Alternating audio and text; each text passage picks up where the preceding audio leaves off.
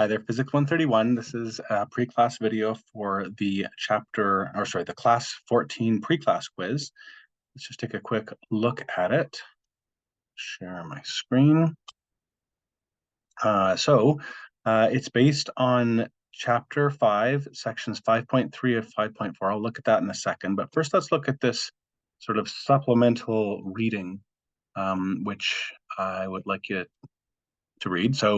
It's basically just talking about uniform circular motion and defining a few things. So you've got an object which you can imagine going around in a circular path of radius r. Vt is what we call the tangential speed. So it's the instantaneous speed that is tangent to the circular path. So since it's uniform circular motion, it's not speeding up or slowing down. There's a certain amount of time that takes to go all the way around the circle. So the speed should be the distance it travels divided by the time. So that's the circumference divided by the period. Circumference is 2 pi r, and t is what we call period, the time to go around the full circle. So that's an equation for tangential speed of uniform circular motion. Continuing, what we can do is define at any instant of time some axes, the tangential axis t and the radial axis r. So I guess VR here would be 0. It's not going towards the center of the circle, but VT, the component of the velocity in the tangential direction, is that what we've got there, 2 pi r over t. So just like we have velocity, we have acceleration, and acceleration has two components. And this is what I'm going to talk about when we get to the chapter reading. But the tangential acceleration, so that's the component of the acceleration in the direction of the motion, that will be 0 because it's not speeding up or slowing down. But there is something called radial acceleration or centripetal acceleration, which is this v squared over r. We'll talk about that in the reading. And then lastly, your quiz has some questions about a merry-go-round. So a merry-go-round is like a circle, this is viewed from above. It's like a platform that is rotating around a vertical axis. So you can sit at the very center and you just be not moving at all. But if you're sitting out at some distance r, then the tangential speed is 2 pi r over t. And you can separate that out into a constant, since the period is constant for a merry-go-round, times r. So the farther you sit from the center of a merry-go-round, the faster you're going. It increases with r. And similarly, we can look at the radial acceleration, v squared over r. You can plug in your equation for vt here, and you get 1 over r times 2 pi r over t squared. You square everything in these brackets and you get 4 pi squared over t squared, r squared, and then divide by r. Anyway, you get the radial acceleration is 4 pi squared over t squared. That's all constant times r. So also the radial acceleration increases with r as well. Okay, so next thing I want to look at is the actual reading. Let's take a look at that. 5.3. This is this radial acceleration. So what they're just showing you here is that as in uniform circular motion, if you go from initial to final, and you do your little vector subtraction of final minus initial, you get your delta V. And I think they're just trying to show you that if you double, I guess, the speed, then the acceleration goes up by a factor of 4. And if you triple the speed, the acceleration goes up by a factor of 9. So they proved to you in there that the acceleration is proportional to v squared for a certain fixed radius. Then if you fix the speed and change the radius, they show you that the acceleration is inversely proportional to the radius. And then you combine the two things, and they prove to you that acceleration is v squared over r, at least. I guess then there's the equation. So that's really the equation I just introduced you to. Important equation. And it gives you the units, actually, v squared is meters squared per second squared, divided by r is meters, and you get meters per second squared, which is an acceleration. So that's good. And they talk about using it. So you have an example with a pilot pulls out of a curve. Suppose during a dive, the speed is 80 meters per second. The arc has a radius of 150 meters. They're asking you to find the acceleration. Okay. And then period T, don't confuse that for the tension force T. So we're starting to reuse letters here.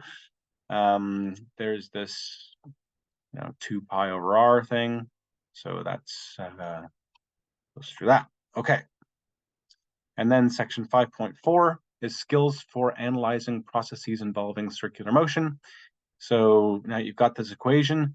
If that's the acceleration, you can combine it with Newton's second law, and you get, it's just acceleration. It's radial acceleration times mass is equal to sum of all the forces. And so this sigma Fr is the sum of the radial components of all the forces exerting on the object. Sometimes this is called the centripetal force, radial force, I guess. Okay, so example, driving over a hump in the road. So you're driving over this, circular path, but it's a vertical circle. You're going at some speed v. The question is, find the direction and magnitude of the force exerted by the car on Josh. So the system is Josh. He's in this car. Well, if you think about it, he has an acceleration. His acceleration is downward. So the gravity force downward must be greater than the normal force upward on Josh, because you just add, you define R to be downward because towards the center of the circular path. So gravity pulls down, and then the normal force pushes up. So that's mv squared over r is mg minus the normal. You solve for normal. It's mg minus mv squared over r. So you get something less than his weight. His weight was 588. mv squared over r was 288. So it only presses up on 300 newtons. So as you go over that bump at the top, you kind of feel a little less weight. Then there's a toy airplane that's hanging from a string and going around in a horizontal circle with some angle here. You've seen a toy airplane flying in a circle at the end of the string. Once it reaches the constant speed, it does not move up or down, just around in a horizontal circle. And it gives you the string. Find the period of the airplane's motion. So I encourage you to go through this, but basically there's a radial direction and there's a y direction up and down. Radial, I guess they pick it at the very left side of the motion. And so towards the center of the circular motion is towards the right here.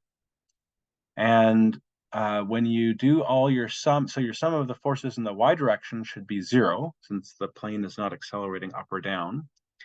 But the sum of all the forces in the r direction has to be mv squared over r once again. And that's just, I think, cos times the tension. So again, work through that. It's not so simple. Rotor ride, this is another kind of, a carnival ride or something. A drum of radius 2 meters rotates faster and faster. When the drum reaches this turning rate, the floor drops away, but the woman does not slide down the wall of the drum. So they ask you to be quantitative about that. So there's going to be some normal force pressing her in. And again, you set up the equation. Y is up now. R is towards the right. If you choose the instant that she's over on the left side there, it's towards the center of the circle. And the sum of all the forces in the r direction has to be mv squared over r. And that's just going to be the normal force. And then the sum of the forces in the y direction equals 0 again.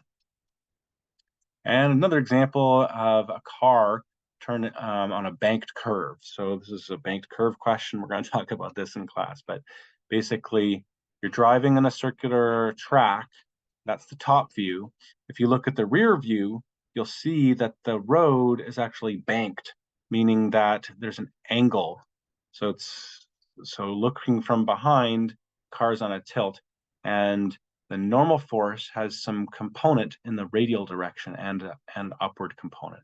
And this is one of the weird situations where you don't tilt your axes. because the acceleration is in the r direction and there's no y acceleration. So again, you need to have the sum of the forces in the y direction is 0, and the sum of the forces in the r direction is mv squared over r. Okay. So get used to solving those problems. There's some conceptual stuff. Don't forget that the net force is towards the center of circular motion, even though if you're in that accelerated frame, you might kind of feel yourself pulled towards the outside.